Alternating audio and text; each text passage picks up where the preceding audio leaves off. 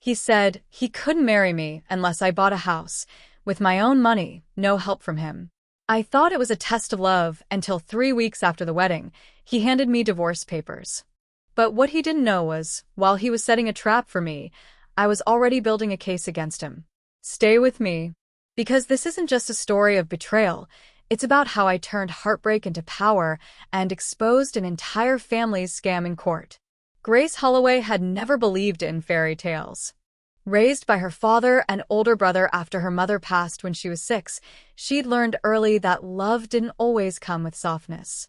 It came with sacrifice, with quiet endurance, with working twice as hard for half the comfort. At 29, she had carved a life for herself in Oakland as a financial advisor, not wealthy, but stable, independent, reliable. And then she met Jason Ward. Jason was the kind of man Grace thought only existed in those fairy tales she didn't believe in. Gentle, attentive, thoughtful. A software engineer with a calming voice and a fondness for handwritten notes, Jason seemed to be the antithesis of the transactional relationships Grace often saw around her. He didn't flinch when she told him about her mother's passing. He listened when she talked about her work, even though he barely understood the jargon. He made her feel safe. For 3 years, Grace let herself believe she could build something lasting with him. Jason talked about marriage often, about kids, a little garden, weekend trips to the mountains. Grace had even started daydreaming about a shared bank account and Sunday breakfasts in matching pajamas. But then came the dinner. The Ward family invited her over. Jason's mother, Marlene, wore a stiff smile the entire evening. His father, Douglas, barely made eye contact. They asked questions that weren't really questions. Do you plan to continue working after marriage? You're from the East Side, right? And your family? Just your father? Grace answered each one with poise, but her stomach tightened with every passing minute. Jason noticed. He squeezed her hand under the table, but he said nothing. Later that week, Jason came over with a look she'd never seen on him before. Embarrassed. Torn. My parents, they want something from you before they'll support the wedding, he said quietly. Grace blinked. What does that mean? They think, he hesitated. If we're going to get married, you should be able to buy a house. On your own. She thought it was a joke. But he was serious. They don't want me putting in a dime, Jason continued, eyes down. They say if you can't afford a house yourself, you're not ready for marriage. Grace felt something sharp twist in her chest. So, they want me to prove I'm worthy? It's not like that, he said quickly. It's just a test. They believe in security. They think it'll show them you're serious. I quit being serious the moment I started loving you, Grace said, her voice low. Isn't that enough? Jason reached for her hand. I told them I don't care about the money. I just want to be with you. But you know how they are. Yes. She knew. This wasn't about money. This was about control, validation, Power. But she also knew something else. She wanted Jason. She wanted the life they'd planned. She had waited too long, worked too hard, to let a test stop her now. So Grace did what Grace always did. She said yes. That night, after Jason left, she sat in the dim light of her apartment with a blank spreadsheet open on her laptop. She began listing everything she could sell. She'd need 2 jobs. Maybe 3. She'd borrow from her 401k, from the small inheritance her mother had left her. And maybe, she'd ask her brother, Derek, even though they hadn't spoken much since he moved to Denver. As she typed numbers and stared at interest rates, she whispered to herself, it's just a house. I can do this. But deep down, Grace wasn't just trying to buy a house. She was trying to buy acceptance. The next morning, Grace emailed her supervisor asking to take on an additional client load. She called an old professor who ran a night course in finance. He offered her a TA position. Then she signed up to write freelance reports for a small fintech company. By Friday, her calendar looked like a war zone, 8 a.m. to midnight every day. Her social life evaporated. She turned down dinner invitations, skipped brunches. Her gym membership lapsed. She stopped painting, something she used to do every Sunday night to decompress. The world narrowed into a tunnel of numbers, invoices, mortgage estimates. She lost weight. She stopped wearing eyeliner. Some nights she cried in the shower, not out of regret, but exhaustion. "I'm doing this for us," she told herself over and over, like a mantra. "This house will be our beginning." She didn't tell Jason the details. He would offer to help, and that would ruin everything. She needed to do this on her own, just like they asked. One night, 3 months in, she passed out in the break room at work. Her coworker found her slumped beside the water cooler, clutching a printout of mortgage pre-approvals. She was rushed to urgent care. Dehydration, fatigue. They gave her fluids and suggested rest. Grace nodded, promised to slow down, and returned to work 2 days later. A month later, she signed the papers. A one-bedroom townhouse in the East Hills. It wasn't huge. It wasn't glamorous. But it was hers. And the following weekend, Jason slipped a ring onto her finger. Grace stood in her new kitchen, sunlight streaming through the window, believing, truly believing, that she'd just passed the test of love. She had no idea the real exam hadn't even begun. The day Grace held the keys in her hand, she felt a strange mix of victory and emptiness. She had won, but at what cost? Her hands trembled as she unlocked the front door of the townhouse. It smelled of dust, paint, and new beginnings. She stood in the center of the unfurnished living room and took a deep breath. "We did it," she whispered to herself. But in the silence, she heard no echo. The first few weeks were filled with cleaning, scrubbing, painting, measuring. Grace tackled it all herself. Jason came by a few times with takeout and offered to help assemble a bookshelf. But mostly he stood by watching, tapping his phone. He said he had long hours at work, that he was saving his energy for the wedding planning. Grace smiled and nodded. She didn't want to admit that she had envisioned something else entirely. She thought they'd be painting the walls together, fighting over furniture choices, laughing on the floor with greasy pizza and tangled limbs. But instead, she was alone again. She filled the place with secondhand furniture, DIY decor, and little pieces of her late mother's memory. A ceramic hummingbird from her childhood. A framed letter her mom had written her before she passed. These were her anchors, and they reminded her that, while she may be walking this path alone, she came from strength. One evening, as she sat on the floor eating cereal for dinner, Grace received a message from her bank. A reminder of her first mortgage payment. Her heart skipped. She opened her financial spreadsheet again. The numbers were tighter than she expected. She had underestimated just how long the extra side jobs would need to continue. But she didn't allow panic to seep in. She had come this far. She would finish what she started. At work, she continued to perform impeccably, earning quiet respect from clients and colleagues. Her manager praised her for being resilient and unfazed. No one knew she sometimes cried in her car before morning meetings, or that she now took her lunch breaks researching ways to refinance the mortgage. Jason proposed they set the wedding date for April, just 5 months away. Grace agreed. Though her savings were nearly depleted, they opted for a civil ceremony. No big celebration, just close family. One night, Jason's mother visited the new home. Marlene stepped through the door with a perfumed grimace, glancing at the modest furnishings and tiny backyard. "It's quaint," she said, "though I imagine it's only temporary. Jason has bigger plans." Grace stood still. That word again, temporary. She smiled politely. "We both do." Marlene's eyes flickered. "Let's hope so." After she left, Grace asked Jason if his mother had always been so critical. He laughed it off. "She just wants what's best for us." Grace bit her tongue. Us. As spring approached, Grace's body began to show the signs of her quiet war: migraines, fatigue, hair thinning from stress. She brushed it off with vitamins and caffeine. She had made it this far. There was no backing down now. On weekends, she repotted plants from her apartment balcony, bringing them into the new space, small symbols of continuity. She repainted the kitchen cabinets pale blue, the color of calm. On her bathroom mirror, she taped a note: "This is yours. You made this. It helped on the days she felt invisible. She also started talking to her brother again. Derek would call every Sunday and ask if she was eating, sleeping, resting. Grace lied sometimes, but she was grateful he asked. It was the only voice that made her feel real.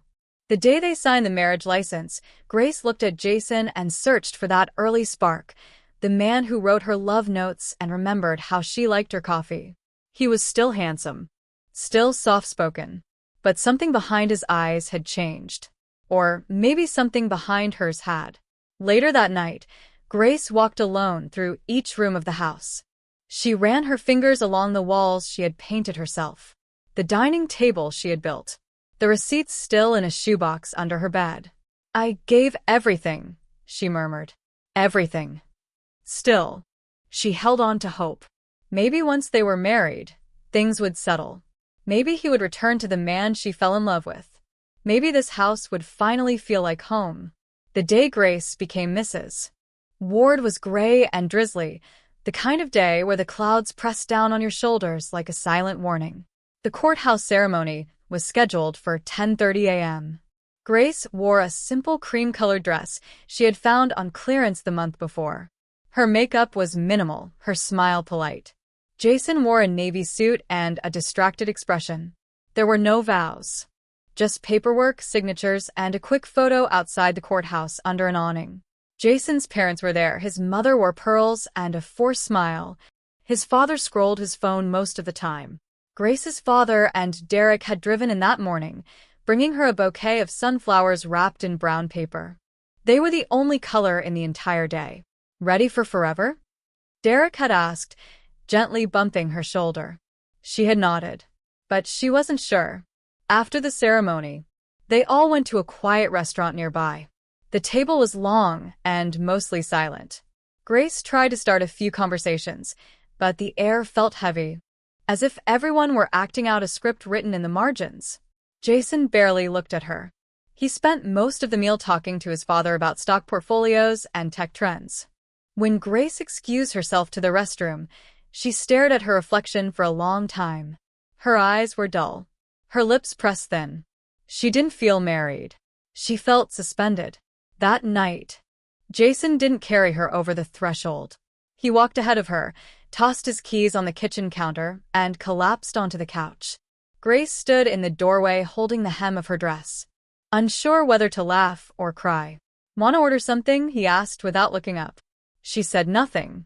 Instead, she went into the bedroom and changed into sweatpants.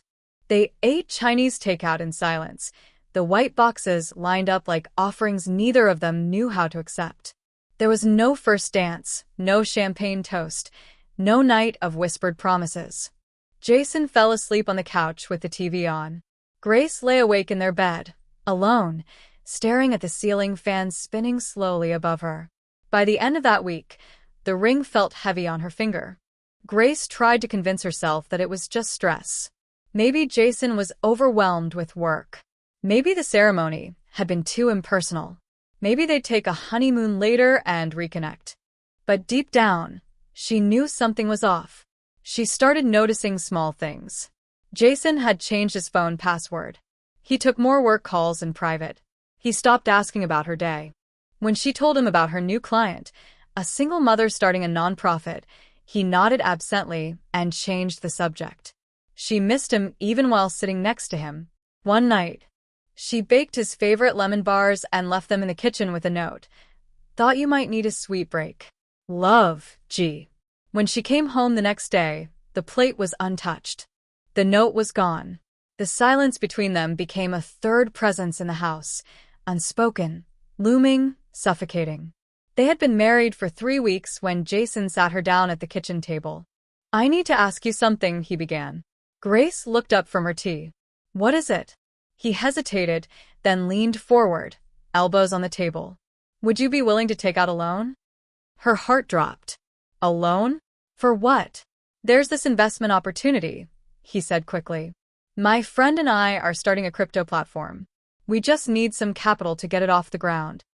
Grace blinked. "Jason, I'm still paying off the house." "I know," he said, "but it's just temporary. We'd pay it back within a year, maybe less. She stared at him. This was the first real conversation they'd had in weeks, and it was about money. Not their marriage. Not their silence. Not the vacuum that had grown between them.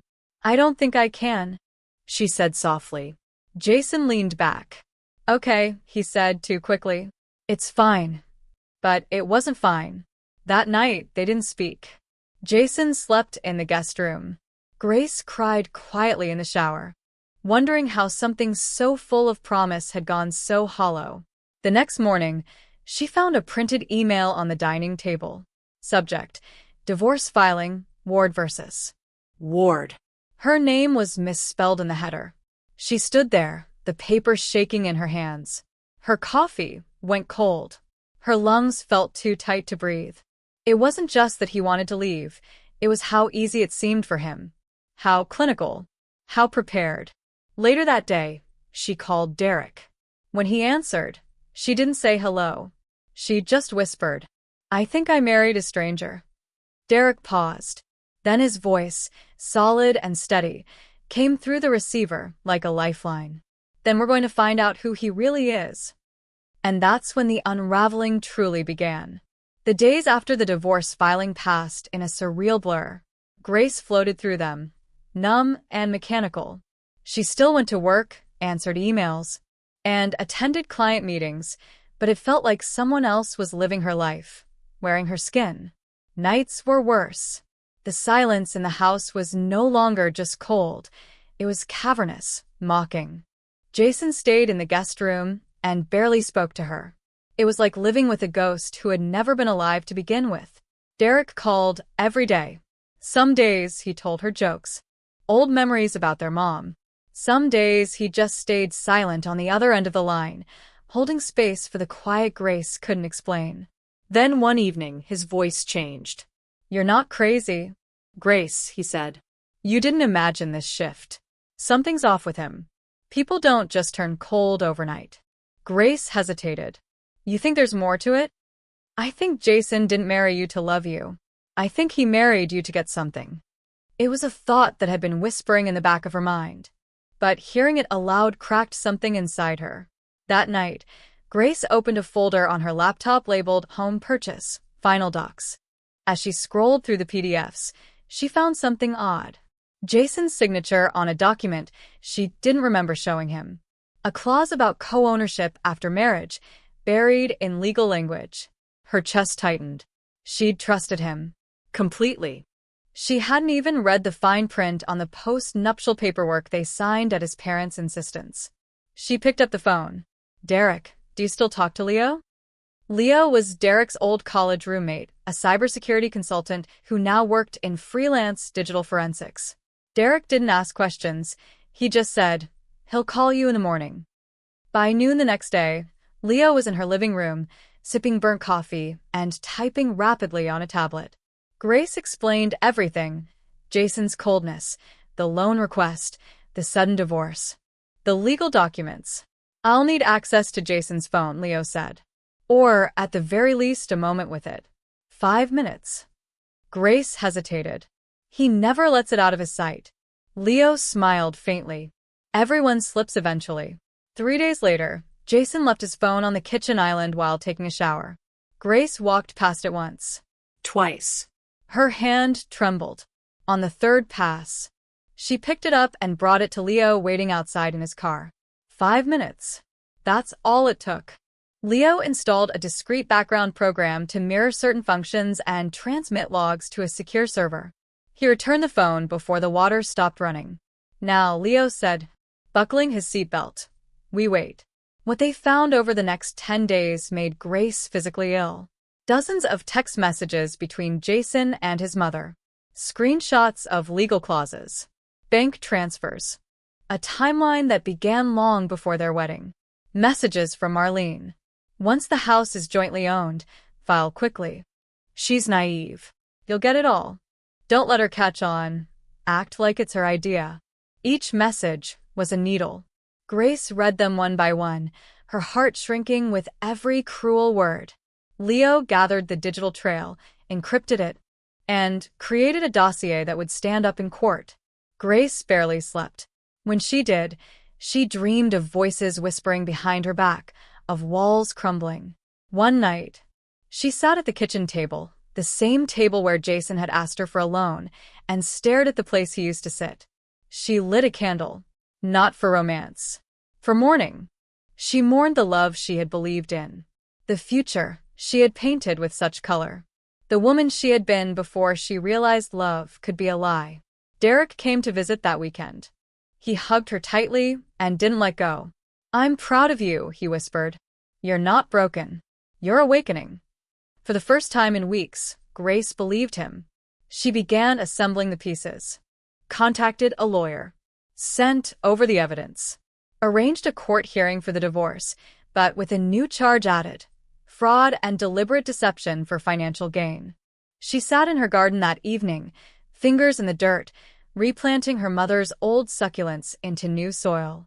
She thought about how roots, once choked, could still find room to grow. Jason still hadn't realized she knew, but soon he would. And for the first time since their wedding, Grace smiled, not out of joy, but out of clarity. Justice was no longer a dream. It was coming. In the weeks leading up to the court hearing, Grace became someone else, someone quieter, sharper, more deliberate. The house that once echoed with her hopeful plans now bore witness to her quiet resolve. She stopped tiptoeing around Jason. She stopped wondering what he was thinking. Instead, she watched, listened, Documented.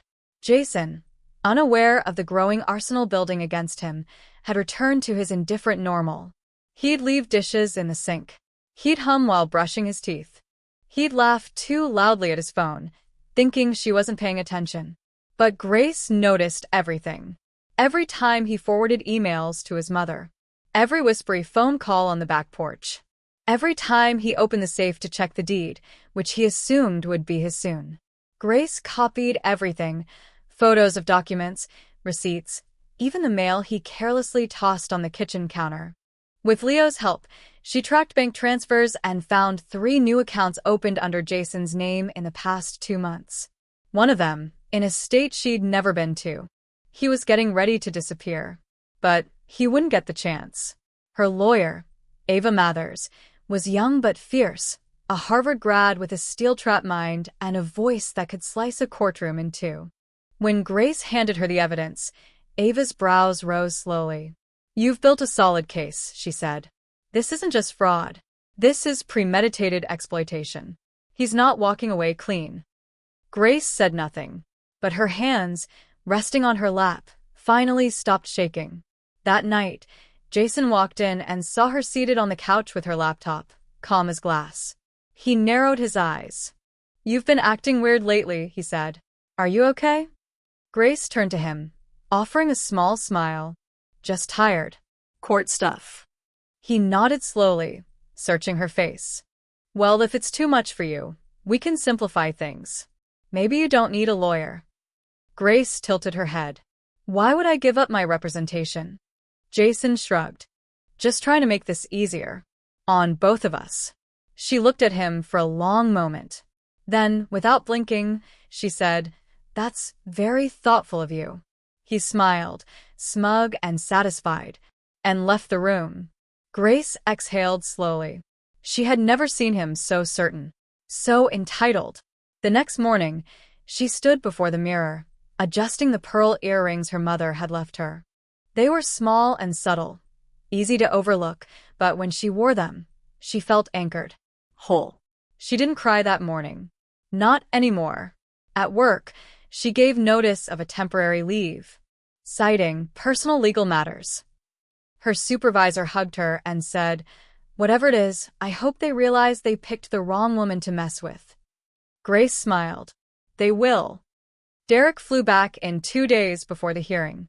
He helped Grace print and organize every shred of evidence into color-coded binders.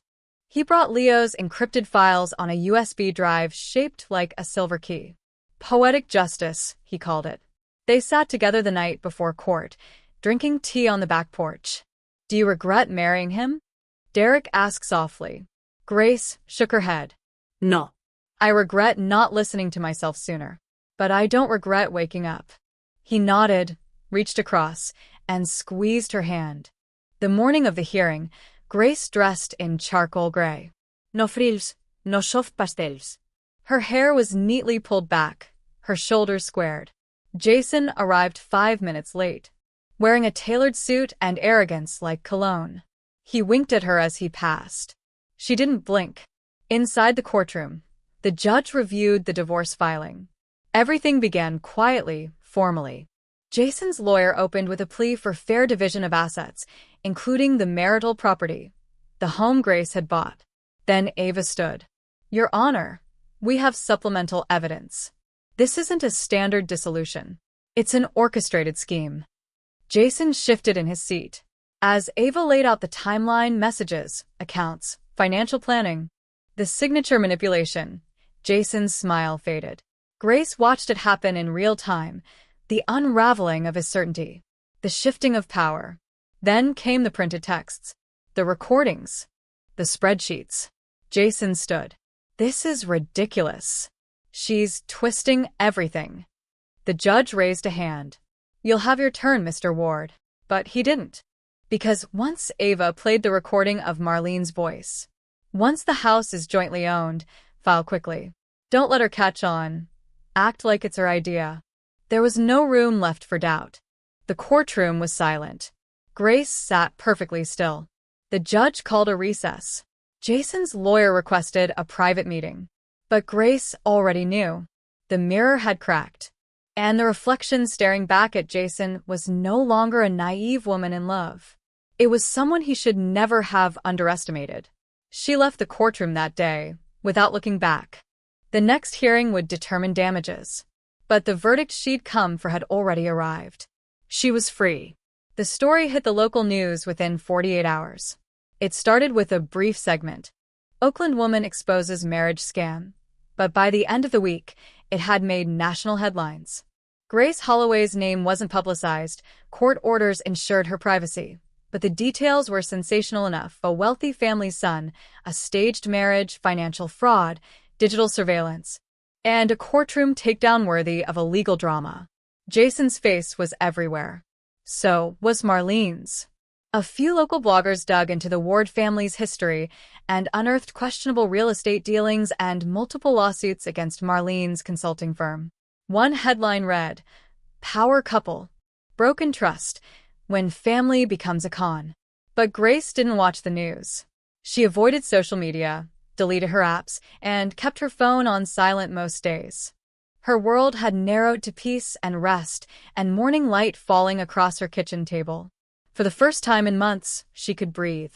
Jason was formally charged with fraud, attempted grand larceny, and conspiracy to defraud through marital deception.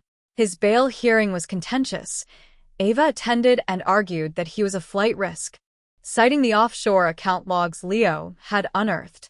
The judge agreed. He was denied bail. Grace received a call from the district attorney's office. They thanked her for her bravery. They asked if she would testify. "Yes," she said, steady and clear. "I want people to know this happens. And I want it to stop." Meanwhile, Derek became her shield. He screened calls, filtered emails, and brought over groceries and fresh flowers each week. Leo, too, stopped by once or twice, each time dropping off updates from the ongoing forensic audit. "The accounts go deeper than we thought," he said one afternoon. They were planning this for over a year. Marlene's been manipulating legal gray zones for decades. Grace sipped her tea. She picked the wrong woman to underestimate. A week later, Jason's parents were subpoenaed. Marlene's voice on the recording had opened the floodgates. Several former clients came forward, describing similar experiences: partnerships gone awry, coercive tactics, hidden contracts. It wasn't just Grace. She was the first to make it undeniable.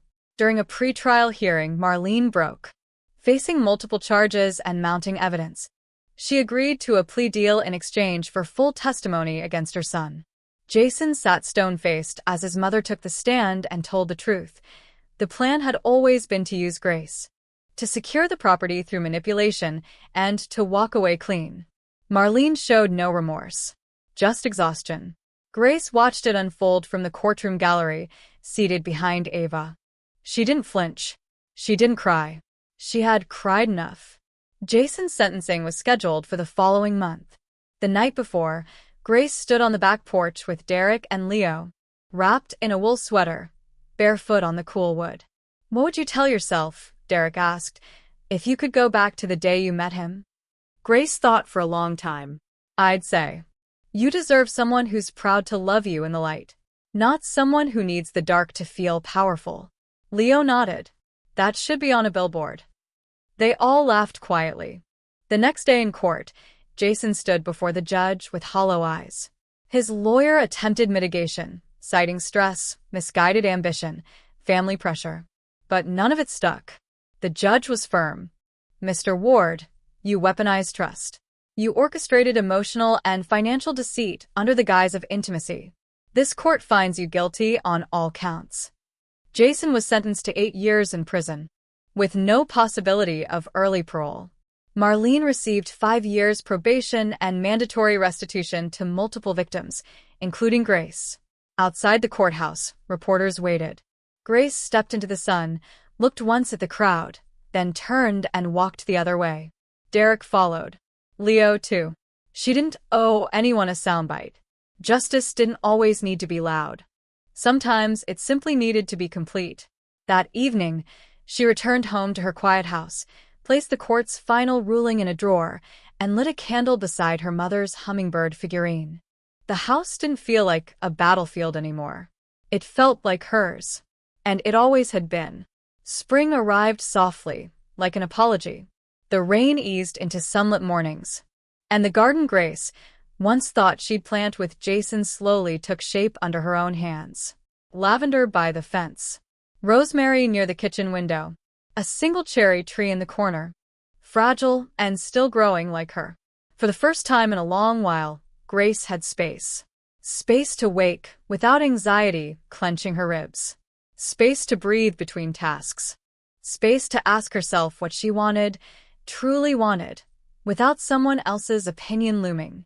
She filled it slowly, not with noise or busyness, but with intentional stillness.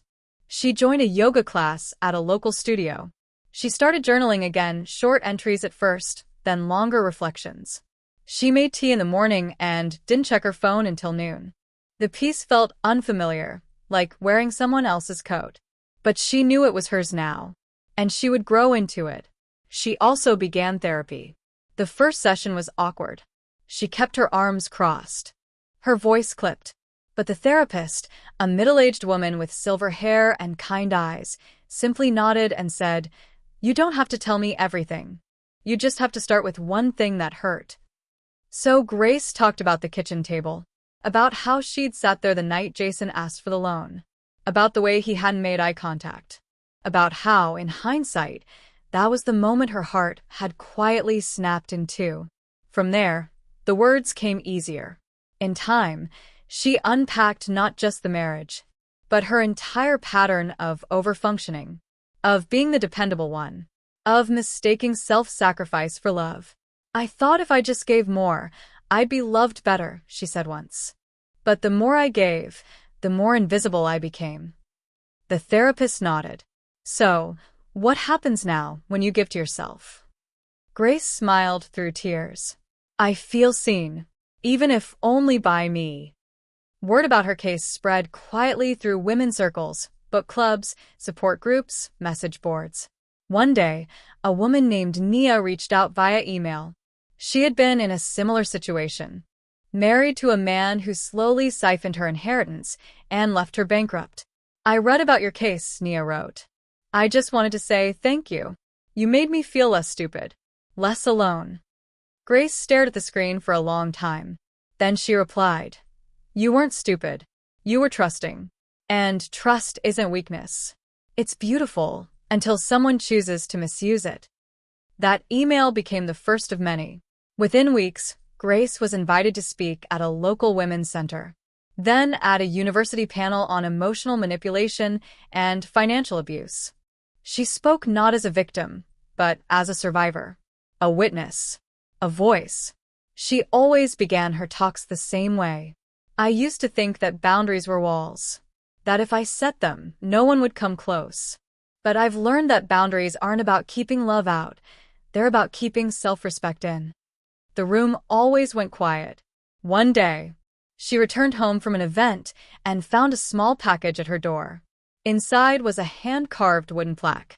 On it, in careful script, were the words, "You are not hard to love. You are hard to fool." There was no note, just an anonymous signature, from one who understands. She placed it on her bookshelf, next to her mother's letter. Grace wasn't interested in revenge anymore. That phase had passed. Now, she was building something slower, sturdier, resilience, integrity, peace. She and Derek started a nonprofit together, Clearlight Foundation, focused on supporting survivors of emotional and financial abuse. Leo helped set up their cybersecurity arm, teaching women how to protect themselves digitally. The house, once the site of betrayal, had transformed. Grace hosted weekend dinners with friends. She planted sunflowers along the side yard. Her laughter came easier now, even when the memories lingered. The house no longer echoed with what had been taken from her. It rang with what she was reclaiming. One afternoon, while trimming the cherry tree, she looked up at the sunlight streaming through the branches. A breeze passed over her skin, and for the first time, she didn't feel haunted. She felt grounded. Not because the pain had disappeared, but because she had made a life where it no longer ruled her. And that was the truest form of healing she could ever choose. The auditorium was quiet except for the low hum of stage lights and the occasional clink of glassware backstage. Grace stood behind the curtain, clutching a small stack of notes she hadn't looked at in days. The TEDx logo gleamed in soft red behind her. Her name had been printed neatly on the program. Grace Holloway, reclaiming yourself after deception. She wasn't nervous. Not anymore. Not in the way she used to be, jittery and desperate for approval. What she felt now was a different kind of energy, a steadiness, a clarity. When her name was called, she stepped out into the spotlight. Hundreds of eyes looked up at her, but she didn't shrink. She inhaled once, then spoke. I used to believe healing was about forgetting, that to move on, you had to erase what hurt you. But healing, I've learned, is not about erasure. It's about integration. It's about choosing who you want to become, not in spite of what happened to you, but because of it. The room fell into a silence, so thick it almost hummed. She told her story, not in sensational detail, but in emotional truth. She spoke of giving too much, of being hollowed out, of learning that trust is a sacred thing you don't owe to people who weaponize it. She spoke of therapy, of Mia, of women who had written her letters late at night, whispering truths they'd never said aloud. And then she ended with this. I thought I needed someone to choose me. I thought being loved meant being worthy. But now I know I am already enough. Being loved by someone else is beautiful. But learning to love myself after betrayal? That was the most radical thing I've ever done. Applause filled the space, not thunderous but warm, steady, rising like a tide. Backstage, Grace exhaled. Her hands trembled slightly, not with fear but with release. She walked toward the green room and found Derek waiting, grinning with proud eyes. He handed her a bottle of water and whispered, "That was fire." Leo appeared moments later, less formal than usual in a soft blazer and jeans. He leaned in with a lopsided smile. You know, if you ever want to turn that speech into a book, I know a few publishers. Grace laughed. Let's survive tonight first. After the event, the three of them walked to a quiet bar nearby. They found a booth in the corner, ordered fries and ginger beer, and let the silence stretch comfortably between them. Leo handed her a small envelope before they left. I found this while archiving my old files, he said. Figured you should have it. Inside was a printed screenshot of one of the earliest recordings, Jason's voice, clipped and rehearsed, discussing timelines and transactions. On the back, Leo had scribbled, "Without this, none of it changes." Grace tucked it into her bag without a word. At home that night, she poured herself a cup of mint tea and walked through each room of her house. She touched the walls she had once painted in desperation and now repainted in calm. She passed by the bookshelf and paused in front of the carved plaque. "You are not hard to love. You are hard to fool." She smiled. She opened her laptop and wrote a short blog post. "There is a version of you waiting on the other side of the storm. She's not afraid. She's not bitter. She's wise. And when you meet her, you'll thank the storm for shaping her." The post went viral overnight. 2 weeks later, she was invited to contribute monthly essays to a wellness platform for women. Her words, once silenced, once dismissed, had become tools of connection, seeds of change. And Grace, once so certain she had failed at love, had discovered something truer. She had never failed. She had only trusted too soon. And now, she had learned to trust again, this time starting with herself. That was the full circle. Not a return to who she was, but a quiet, powerful arrival to who she was always meant to be. The first morning after the TEDx talk, Grace woke to birdsong. Real birdsong. Not the sound machine she'd used during the darker months, but actual birds in her backyard, chirping in layered, unhurried rhythms. She stayed in bed for a moment longer than usual. No alarms. No obligations. Just light filtering through the curtains and the low hum of a world that finally felt safe again. She got up, made her tea, and stood by the kitchen window. The rosemary she'd planted months ago had bloomed into soft green sprigs. The cherry tree, though still small, was now wrapped in new growth. Spring had returned, not just to the earth, but to her. Later that day, she walked down the street to a local community board and pinned a flyer. "Garden Club Interest Meeting. Let's grow something together." A small gesture, but symbolic. For so long she had lived with her roots buried deep in survival. Now she was ready to bloom. Back home. She opened a box she hadn't touched in almost a year. Inside were wedding photos, formal smiles, empty eyes. She flipped through them, not with pain but with distance. These weren't memories. They were remnants. Evidence of a life she had outgrown. She slid a few of them into a manila envelope, wrote "Court Archive, do not open," and tucked them away in a file cabinet. The rest she burned in a small fire pit outside. It wasn't bitterness that fueled the flames. It was cleansing. When the last corner of the final photo curled into ash, she exhaled.